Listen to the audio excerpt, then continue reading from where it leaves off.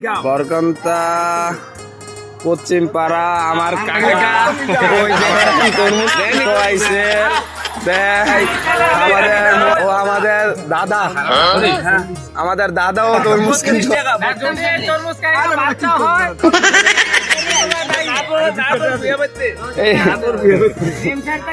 এদিকে তোমায় আনছেন এই মফিজ কাকা আপনি কয়টা লইছেন তরমুজ এক পিস এই যে